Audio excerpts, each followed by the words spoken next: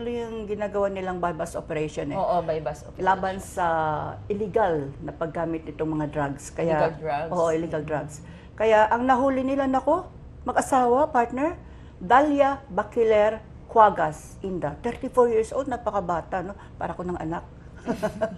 At saka si Swenson Baquiler Alegarbes. Sa bypass na operation ang ginawa nila. Kaya congratulations po sa ating PIDEA, sa ilalim po ng pamamahala ng ating kaibigan at kaibigan po namin ni Neneng, si Regional Director Roy Bell Sanchez at ang ating pong Davao City Police Office, sa ilalim po ng pamamahala ng ating City Director. Ang kanya pong pangalan ay si Police Senior Superintendent Rene O. Aspera, City Director. Sana makasama tayo sa kanilang bypass operation, talagang active, ano? Oo. Yung talagang Pinaplano ko pa yan, partner. Oo. At syempre, kung may mga katanungan kayo or mga, ito, nilagay nila yung cellphone number at saka telephone number ni sa PIDEA, no? Oo. Ito yung PIDEA number na kung may mga katanungan kayo or may gusto kayong i-report, tumawag lang po kayo sa 082-32-30-45 or sa cell number nila na 0939-54-33405, no? Ulitin ko, 222-3045 or sa kanilang cell number 0939-543340 na talagang handang maglingkod sa inyo na kung may mga kayo may i-refer. Oo. Lalong-lalo na kung meron po kayong mga information, kahit na po yung tinatawag nilang very confidential na information, hindi na po kailangang banggitin ninyo ang pangalan or kung matatakot po kayo, pwede po kayong magbigay lamang ng confidential information, lalong-lalo na kung meron kayo nakikita na may operation ng shabu or nagsesession ng mga marijuana. Katulad sa aming barangay, marami dyan sa 76-8. Marami talaga. Binanggit nga yan ni Director Roy Bell Sanchez. Sabi niya, alam mo yung barangay mo, Rose? Yung kay Barangay Captain Olan-Olan, talagang napakarami dyan. Pero nakikipagtulungan naman. Ang maganda dito, partner, nakikipagtulungan ng ating barangay officials, mga purok leaders, ating PIDEA, para talagang kailangan talaga ma-eliminate itong shabu na ito itong mga illegal drugs. Kasi yan talaga ang nagpapahirap sa ating bayan, yan ang sumisira sa utak ng ating mga estudyante, lalong-lalo na sa mga kabataan, nakakasira ito sa kanilang hinarap, sa kanilang future. Oo. At saka, alam mo, Ross, yung sinasabi nilang, kasi sinasuggest ko na yan, at saka yung mga nakausap akong barangay kapitan. Oo. Ang pagkakaalam kasi, bilang isang ama ng barangay, kilala mo kung sino ang nakatira sa yung barangay. Oo, kailangan talaga. Sinasuggest natin sana, panawagan namin sa lahat ng mga barangay kapitan. Captains. No? Oo. Naku, malapit ng election. Oo. Lahat na nananawagan tayo sa kanila, no? Na pwede naman yung mga pro leader nila iso-survey yung lahat ng mga bahay na kung sinong nakatira o taga saan o kung nagpaparinta, siyempre isusulat talaga yan. Para malaman kung sino talaga nakatira sa partner, inyong correct barangay. Ka talaga dyan. Alam mo, merong ang suggestion nung ma-interview namin si Barangay Captain Robert Olan-Olan ng 76-A dahil isa ito sa mga hot list. Ibig po sabihin, hot spots, yung bang talagang pinibigyan ng focus ng mga drug enforcers na tinututukan talaga nila ito kasi maraming ang mga rikitik dyan, ibig po sabihin maraming mga drug pushers, maraming mga section, oo. Kaya, ang suggestion nga dito ni Barangay Captain Olan-Olan, alam mo Neng, ang sabi niya pag karamihan kasi sa amin dyan, maraming tumatagap ng mga borders. Okay. Hindi mo alam kung saan nanggaling yan kaya ang kanyang suggestion, kailangan humingi ng barangay clearance sa point of origin, yung kanilang pinanggalingan, para malaman kung ano ka ba, sanggano ka ba, o medyo mandurukot ka ba na nanggaling dun sa pinanggalingan. Merong ganun nangyari, di ba? Yeah. Yung nangyari dyan sa may Bukana, renters pala yun Tapos, di ba yung shabu, inilibing nila dun sa may buhangin. Pero dahil sa information na nakuha ng ating mga law enforcers, talaga nalaman nila, nahuli at hinukay talaga doon sa ilalim ng buhangin. nakita nila yung mga, Diyos ko, oo, katakot naman.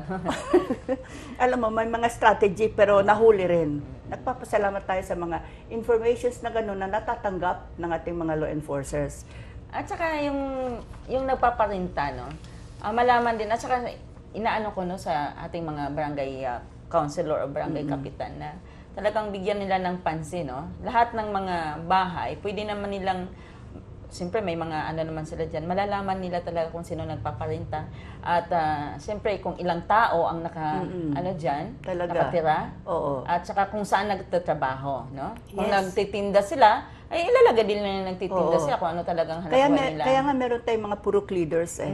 Yung mga purok leaders, halimbawa sa kanyang mismong purok, Alam niya maliit yun, lang ito, oo. kilalang-kilala niya at saka alam na alam niya kung sino ang dumarating dyan, kung sino ang mga bagong renters, kung sino ang mga bagong boarders.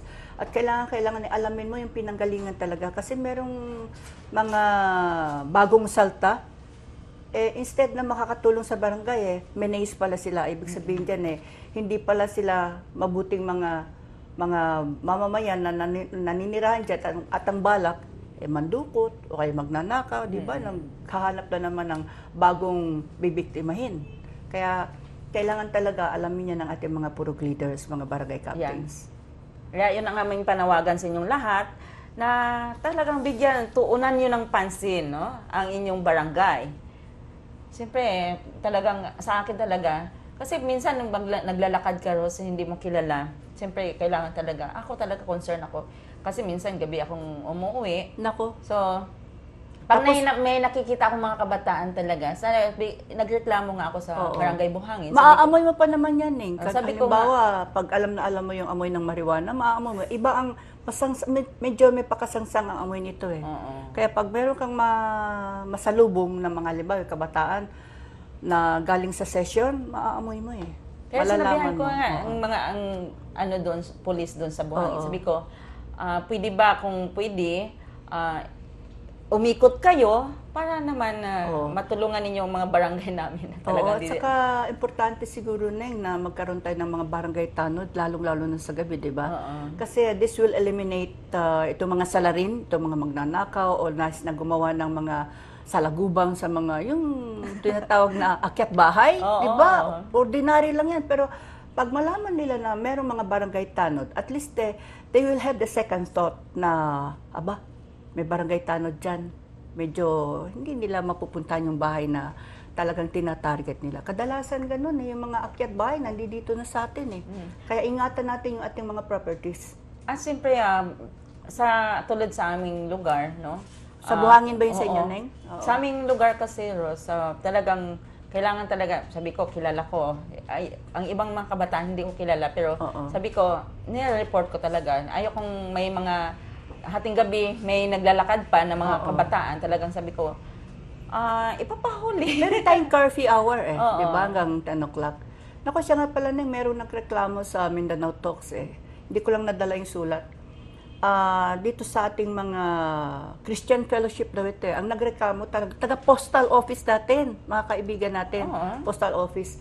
Sa kanilang area, dyan sa may Bahada, di ba, ang harap ng Victoria Plaza, ay merong Kimsan na pawn shop. Paloob niyan, meron daw Christian Fellowship. Hanggang gabi, tumutugtog ng mga drum. Yung bang, drum, nagsisipag-awitan. Kawawa talaga yung mga estudyante, hindi raw po makapag-aral. Kaya siguro, baka pwede natin puntahan yung barangay captain ng Bahada para naman mabigyan ng at least babala or pagsabihan naman yung mga Christian Fellowship. Hindi naman natin inaayawan yung mga ganung klaseng mga kanilang mga papa-practice kasi ito panawagan sa mga Panginoong, sa mga may kapal natin, sa Panginoong Diyos na may kapal. Pero kapag medyo nakaka-istorbo na tayo sa ating paligid, unholy hour, yung bang past 10 or 11 o'clock, hindi pa nakapag-aaral ng mabuti yung ating mga estudyante, hindi naman siguro tama yung ganon. Siguro mas maganda, Ros, kausapin natin yung yun. Yung ministry. Kasi pwede naman natin makausap yung pastor or na talagang hindi naman tayo nagbabawal, kundi nakiusap na kung pwede hanggang 8 o'clock. Oh, 7 or 8. Oo. Yeah. Yun ang Kasi alam mo, pagpapractice. after dinner, usually nag-aaral na yung mga students, di ba? Yung mga nag-aaral natin. Usually, nag-aaral sila. Pero kapag magulo ba naman sa kanilang paligid, paano ka pa naman makakakonsentrate niyan? Di ba? Oo. So kasi ang iba naman, sabi mo, music lover. Pero hindi naman lahat. Kasi ang iba talaga nagko-concentrate sa pag-aaral. So kailangan talaga, careful din tayo sa paligid natin, no? Na nananawagan kami Pero na... merong paraan dyan, Neng. Para hindi ka makaistorbo kahit na hanggang anong oras ka magtutugtog. May paraan dyan. Gawin mong soundproof yung room. Ayun, no, Diba? yun ang nangyari sa mga, dito sa mga, yung nagtuturo talaga na hanggang umaga. Dahil ang iba naman, mga estudyante kasi, tapos pagkagabi, yun ang pagpapractice, no? Nakita ko dun sa may Magallanes. Gawin soundproof. Oo, soundproof. Oo, soundproof. So, para hindi makaistorbo sa mga silingan, sa mga kapitbahay, hindi talaga kayo makakaistorbo pag soundproof yung room. Kayo lang ang magkakarinigan doon. hindi naman tayo nagbabawal. No? Kundi nanawagan lang tayo na kung pwede lang hanggang 8 o'clock, na isipin natin na meron tayong mga kapitbahay, meron tayong mga naninirahan dyan sa paligid na lalong-lalo na kapag may sakit. Alam mo, may sakit, hindi makapagpapahinga, di ba? Kailangan din isipin natin yung gano'n na nakakabulahaw tayo sa ating mga kapitbahay. Di ba, Neng? Siyempre, nakakabulahaw tayo. Siyempre, ano pang sasabihin mo doon? Hindi ka makatulog, ang ibang stress. Oo nga eh. Kaya kailangan siguro, at least ilimit natin. Kung hindi soundproof ang room na ating pinapraktisan, kailangan siguro ilimit natin yung oras or tiempo na kailangan 7 to 8, okay na yung 7 to 8 eh. Pero kung 7 to lampas 8. na ng 10 o'clock, mga 11 or 12 o'clock, baka talagang magagalit, maiinis na talaga yung mga kapitbahay mo. Talagang pupunahin ka na niyan eh. In fact,